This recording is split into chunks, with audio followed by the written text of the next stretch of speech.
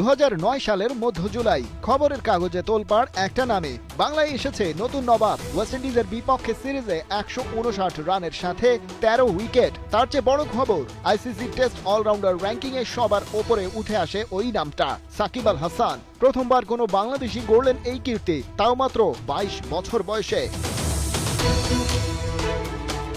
সেই থেকে শুরু, মিস্টার 75 কে পেছনে ফিরে তাকাতে হয়নি আর। লাল বলের ক্রিকেট দিয়ে প্রথম, তারপর ওয়ানডে আর টি-20 টপ পজিশনটাও নিয়েছেন দখলে। তবে এবার যেন গেছেন ঝরে, সাকিব আল হাসান কোথাও নেই।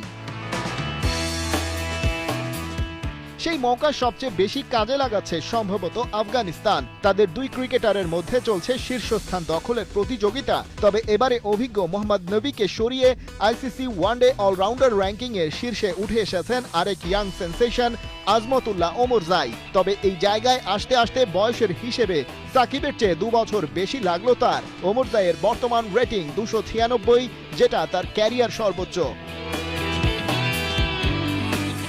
আফগান অলরাউন্ডার লিডার বোর্ডের চূড়ায় ওঠার পেছনে এক্সিলারেটর হিসেবে কাজ করেছে মূলত তার চ্যাম্পিয়ন্স ট্রফির পারফরম্যান্স। ইংল্যান্ডের বিপক্ষে 5 উইকেট আর অস্ট্রেলিয়ার সাথে পেয়েছেন 50। চ্যাম্পিয়ন্স ট্রফিতে টোটাল 126 রান করেছেন। সেই সুবাদে ওয়ানডে র্যাঙ্কিংয়েও দিয়েছে বড় সড় লাভ।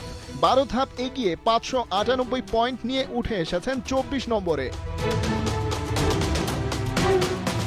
অবশ্য লাফের দিক দিয়ে এবারের চ্যাম্পিয়ন্স ট্রফিতে তার চেয়েও এগিয়ে গেছেন ইব্রাহিম জাদরান। 23 বছর বয়সী ব্যাটার ইংল্যান্ডের বিপক্ষে লাহোরে খেলেন 177 রানের অবিশ্বাস্য এক ইনিংস। তার ব্যাটিং রেটিং এখন 676।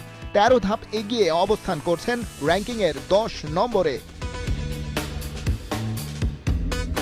তবে এসব হিসেব পেছনে ফেলে অলরাউন্ডার র্যাঙ্কিংয়ে যখন নয়া মুখ ওমরজাই, তখন বাংলার নবাব সাকিবের নামটা তো মনে পড়বে টাইগার ফ্যানদের। কারণ কেবল প্রথম নয়, এখন পর্যন্ত একমাত্র বাংলাদেশি হিসেবে অলরাউন্ডার ক্যাটাগরিতে সাকিব আইসিসি র্যাঙ্কিং লিস্টে ছড়ি ঘুরিয়েছেন বছরের পর বছর। গভীর ব্যাট প্যাচের দিনেও ওলট পালট হতে দেননি নিজের ওই অবস্থানের।